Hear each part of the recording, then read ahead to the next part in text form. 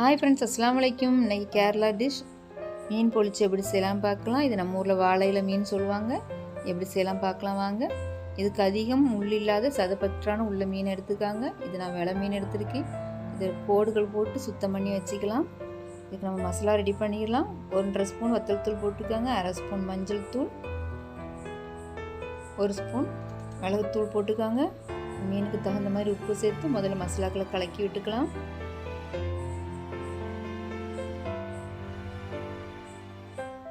இப்போ 1/2 ஸ்பூன் இஞ்சி பூண்டு பேஸ்ட் சேர்த்துக்கலாம். இது 1லேருந்து 2 ஸ்பூன் வரைக்கும் வினிகர் சேர்த்துக்காங்க. வினிகர் இல்லைன்னா பாதி எலுமிச்சம்பழமும் சேர்த்துக்கலாம். 2 ஸ்பூன் தேங்காய் எண்ணெயும் சேர்த்து நல்லா கலந்து விட்டுக்கலாம். மசாலா ரெடி ஆகிடுச்சு. நம்ம எல்லா இடமும் படுற மாதிரி இந்த கீரல் உள்ள இடத்துலலாம் நல்லா உள்ள தள்ளி நல்ல மசாலா தடவிக்காங்க. ஒரு இடம் விடாமல் எல்லா இடமும் நல்ல மசாலா அதிகமாக தடவிக்காங்க. அப்போ தான் நல்ல உப்பு காரத்தோடு ரொம்ப நல்லா இருக்கும். இப்போ 2 மீனுக்கும் தடவி எடுத்தாச்சு. இது 1 மணி நேரம் அப்படியே ஃப்ரிட்ஜில் ஸ்டோர் பண்ணி வச்சுக்காங்க. இருக்கட்டும். முதல்ல அதுக்கு மசாலா ரெடி பண்ணிக்கலாம். ஒரு கடாயில் 4 ஸ்பூன் ஆயில் ஊற்றிக்கலாம். ஒரு 2 பெரிய வெங்காயம் வல்லாரி எடுத்து பொடிசாக கட் பண்ணிக்காங்க. அதில் போட்டு வதக்கி விட்டுக்கலாம். கூட கருவேப்பிலை, 1/2 ஸ்பூன் இஞ்சி பூண்டு பேஸ்ட்டையும் சேர்த்து நல்லா வதக்கி விட்டுக்காங்க. கலர் மாறி வரட்டும். இது கலருக்காக Kashmir red chilli powder 1 spoon சேர்த்துக்கலாம். மீன்லேயும் வத்தல் பொடி சேர்த்துருக்கோம், அதெல்லாம் பார்த்து சேர்த்துக்கலாம்.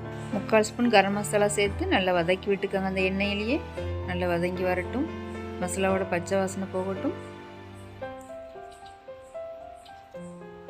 இந்த மாதிரி பச்சை வாசனை போய் எண்ணெய் மேலே பிரிஞ்சு வந்ததுக்கு அப்புறமேட்டு 2 மீடியம் சைஸ் தக்காளி நல்லா சின்னதாக கட் பண்ணி இந்த மசாலாவோடு சேர்த்து நல்லா வதக்கி விட்டுக்காங்க. நல்லா குழஞ்சி கூழ் மாதிரி வரணும். இப்போ 1 ஸ்பூன் இதுலேயும் ஒரு வினிகர் சேர்த்துக்கலாம். நல்லா கலந்து விட்டுக்காங்க. இப்போ மசாலா ரெடியாகி இதோட ஒரு 1/4 டம்ளர் நம்ம தேங்காய் பால், கெட்டியான தேங்காய் பால் சேர்த்துக்கலாம். இதுக்கு ரொம்ப டேஸ்ட்டு கொடுக்குறது இந்த தேங்காய் பால் தான். மேலே கருவேப்பிலை போட்டு அதை மூடி வச்சுருக்கலாம். இதுவும் இருக்கட்டும். இதுக்கு தேங்காய் எண்ணெயில் தான் மீன் பொரிக்கணும். கேரளா டிஷ்ஷுங்கிறதுனால எல்லாம் தேங்காய் எண்ணெயை நம்ம கலந்து சேர்த்துக்கலாம். இப்போ தேங்காய் எண்ணெய் சூடானதுக்கப்புறம் மட்டும் நம்ம மீன்களை போட்டு வறுத்து எடுத்துக்கலாம். 2 பக்கமும் திருப்பி போட்டு நல்லா கரிஞ்சிடாமல் பதமாக வறுத்து எடுங்க. சூடான எண்ணெயை மீன் மேலே ஊற்றி விடுங்க. அப்போ மீன் உள்ள மசாலாலாம் நல்லா இறங்கியிருக்கும். சூடான எண்ணெயும் உள்ளே போய் நல்லா பொரிஞ்சு வந்துடும். அவ்வளோதான், நம்ம மீன் ரெடி ஆகிடுச்சு. நம்ம எடுத்துக்கலாம். இது இப்படியே சாப்பிடலாம், செம்மையாக இருக்கும். இப்போ அடுத்த ஸ்டெப் வாழை இலையை நம்ம தீயில வாட்டி எடுத்துக்கலாம். இதுக்கு மடிக்கும்போது உடையாமல் இருக்கும். இது தெரியாதவங்களுக்காக சொல்கிறேன், அந்த மாதிரி செஞ்சுக்காங்க.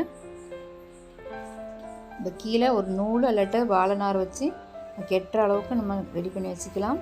இது மேலே நம்ம எடுத்து வச்சுட்டு கிரேவியை போட்டுக்காங்க. மீன் எந்த அளவில் இருக்கோ அந்த அளவு நீளத்துக்கு நம்ம கிரேவி தடவிக்கலாம்.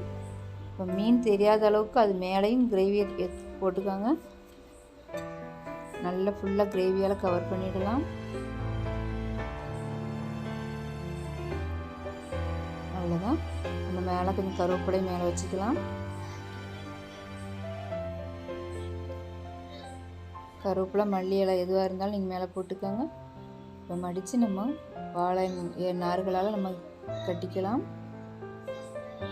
இது தீயில வாட்டுறதுனால உங்களுக்கு மடக்கிறதுக்கு இலை ரொம்ப ஈஸியாக வரும். அவ்வளோதான். இதில் முடிச்சு போட்டுட்டு நம்ம இன்னொரு பேனில் நம்ம மீன் பொரிச்ச எண்ணெயை அதில் ஊற்றிக்கலாம். இப்போ நம்ம கட்டி வச்சுருக்க வாழை இலையில் வச்சு ஒரு 10லேருந்து 15 நிமிஷம் மூடி போட்டு அடுப்பு சிம்மிலேயே வச்சு பெரட்டி விட்டு வேக வச்சுக்கலாம். இந்த வாழை இலை வந்து கலர் சேஞ்ச் ஆகி வரணும். இந்த வாழை இலையில் வாசனை நமக்கு வெளியில் வரும். அப்போ மீன் ரெடி ஆகிடுச்சுன்னு அர்த்தம். பாருங்கள், அதில் உள்ள எண்ணெய் எல்லாம் வெளியில் அதிகமாக உள்ள எண்ணெய்கள்லாம் பிரிஞ்சு வெளியில் வந்துடும். உள்ள சூப்பராக குக்காயிருக்கும். அவ்வளோதான், நம்மளுடைய வாழை இலை மீன் தயார். இது எப்படி வந்திருக்குன்னு பார்க்கலாம். கொஞ்சம் சூடு ஆறுனதுக்கு அப்புறமாட்டு நம்ம நூல்களை கட் பண்ணி எடுத்துக்கலாம். ஆக வாசனையோடு நல்ல எண்ணெய் அதுவும் ரொம்ப சூப்பராக மேலே ஜூஸியாக உள்ள சாஃப்டாக இருக்கும். நீங்கள் இந்த மாதிரி ட்ரை பண்ணி பாருங்கள். அட்டகாசமான கேரளா மீன் பொழிச்சு தயார். நீங்களும் இந்த மாதிரி ட்ரை பண்ணி பாருங்கள். உங்களுக்கு வீடியோ பிடிச்சிருந்துச்சுன்னா லைக் பண்ணுங்கள், கமெண்ட் பண்ணுங்கள், ஷேர் பண்ணுங்கள்.